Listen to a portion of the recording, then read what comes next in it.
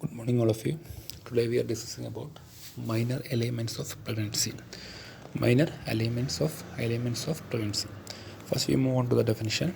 The minor elements of pregnant woman that occur due to physiological alteration of hormones, estrogen, progesterone, prolactin, and other causative factors which can be managed without medical intervention. मतलब क्या होता है ये minor elements of pregnancy मतलब क्या होता है physiological alteration of hormone वजह से बॉडी का अंदर फिजियोलॉजिकल चेंजेस होता है ये कंडीशन का हम लोग क्या बोलता है माइनर एलिमेंट्स बोलता है ये मेनली ये oestrogen hormone progesterone prolactin hormone में कोई चेंजेस होने वजह से ये बॉडी के अंदर फिजियोलॉजिकल चेंजेस आता है ये इसके लिए मेडिकल इंटरवेंशन नहीं चाहिए मतलब क्या होता है इट कैन बी हम लोग को क्या है मेडिकल मतलब क्या है ज़्यादा मेडिसिन वगैरह देने के बाद में ये ठीक नहीं करना चाहिए ये सही हो गया मतलब डिलीवरी के बाद में ये सही हो सकती है ये कंडीशन हम लोग क्या बोलते हैं minor elements of pregnancy next we move on to the types of minor elements.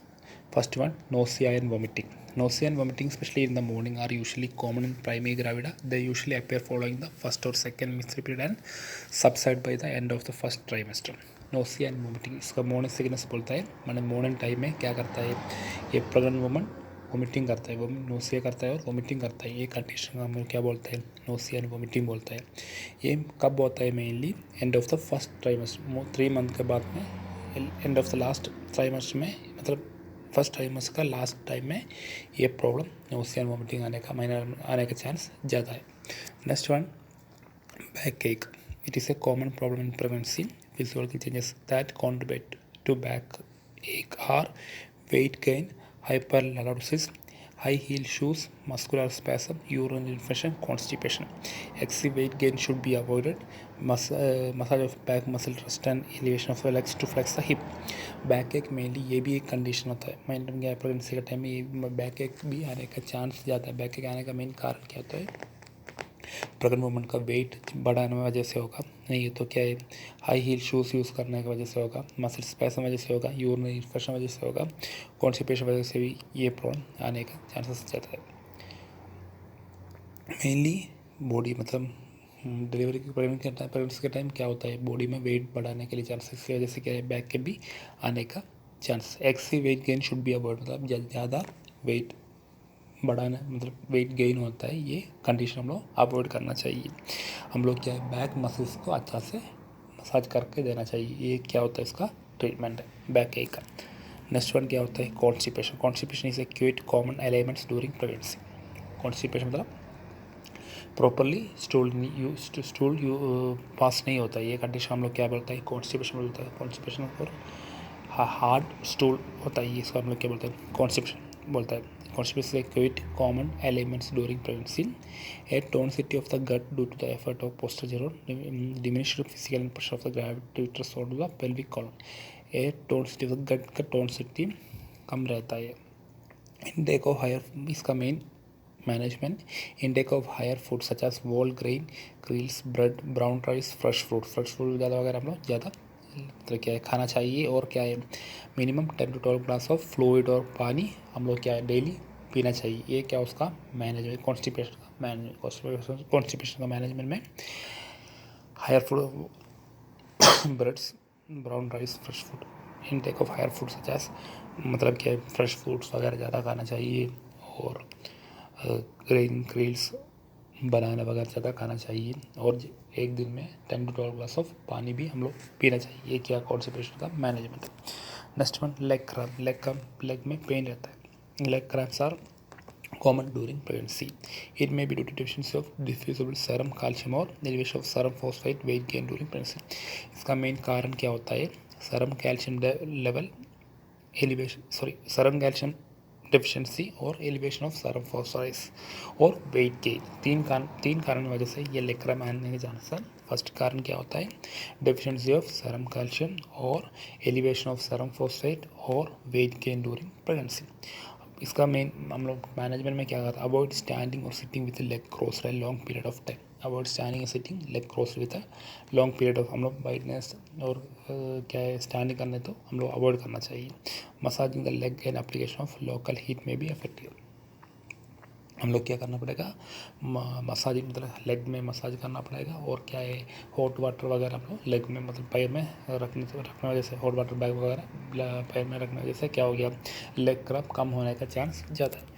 Next one क्या होता है, heartburn is a common in pregnancy due to relaxation of the oesophageal sphincter. Many women say heartburn for the first time during the pregnancy.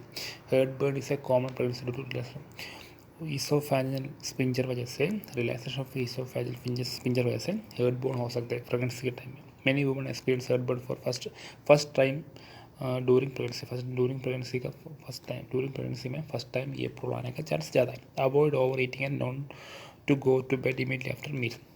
इस condition में मतलब management में क्या है, ज़्यादा खाना मतलब अवॉइड ओवर ईटिंग, ज़्यादा खाना मत खाना चाहिए। और खाना खाने के बाद जल्दी बेड में मत जाना चाहिए। Liquid antacid elevate the head of the bed is helpful to reduce heartburn acidity. ये कंडीशन में एसिडिटी भी आने का चांस ज़्यादा है, इसलिए तो क्या है, हेड का हेड ऑफ अ बेड थोड़ा एलिवेट करके रखना, तो इसकी वजह से क्या है एंटासिड है और ये क्या हेड बर्न कम होने का चांस ज़्यादा है, इसलिए तो हम लोग वो भी कर सकते हैं।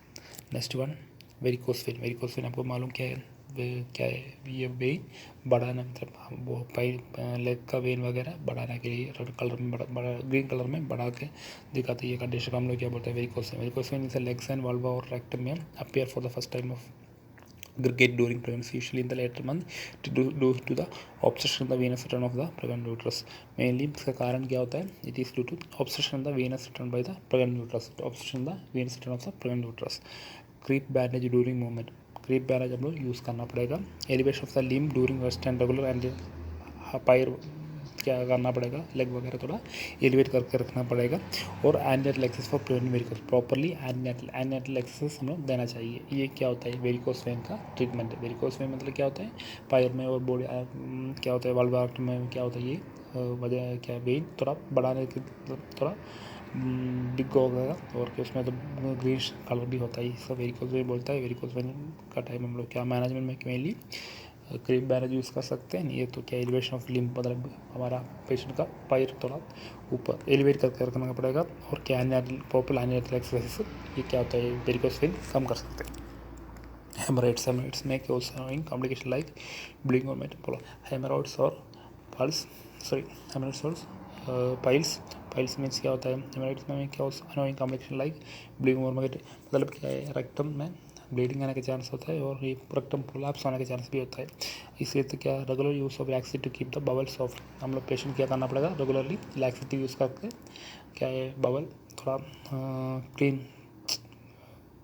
सॉफ्ट एंड लोकल हाइड्रोकॉर्टिसोन और ointment and replacement of pile is prolapsed. Mainly regular use of laxity to keep bowel soft, laxity use करके बबल सॉफ्ट होना चाहिए। लोकल एप्लीकेशन हाइड्रोकॉर्टिसोन ऑयल में हाइड्रोकॉर्टिसोन भी अप्लाई करना पड़ेगा रेक्टम में। और क्या है, रिप्लेसमेंट पाइल्स प्रोलैप्स में पाइल्स है तो और रिप्लेस करना पड़ेगा। ये मेनली क्या है, हेमोरॉइड्स का treatment. Next one vaginal discharge से ब्लीडिंग होता है। Vaginal secretion during pregnancy is normal, the discharge is usually clear and white, so में भी ब्लीडिंग में होता है, नहीं तो white discharge, white can shout not smell, unpleasant smell वाला डिस्चार्ज होता है। ये कंडीशन हम लोग क्या बोलते हैं, वजाइनल डिस्चार्ज भी ये प्रेगनेंसी के टाइम में होता है। ये कंडीशन क्या बोलते हैं, वजाइनल डिस्चार्ज बोलता है। Assurance of patient and advice to local cleanness are required, patients को बोलना चाहिए लोकल क्लीननेस उसका कैसे प्रॉपरली क्लीन करना पड़ेगा, क्या भी वजह ना प्रॉपरली क्लीन करना पड़ेगा। Bulls of infection should be treated with vaginal application of metronidazole and miconidazole. कोई इन्फेक्शन है तो हम लोग क्या है उसके लिए ट्रीटमेंट देना चाहिए। इसके लिए क्या है, मेट्रोनिडाज़ोल और माइकोनिडाज़ोल हम लोग यूज़ करते हैं। क्या ये पेशेंट को ये वजाइनल डिस्चार्ज से हम लोग प्रोटेक्ट करना चाहिए। कोई इन्फेक्शन है तो हम लोग प्रॉपरली इसके लिए ट्रीटमेंट देना चाहिए। ये मेनली क्या है, minor elements of pregnancy, mainly minor elements of pregnancy.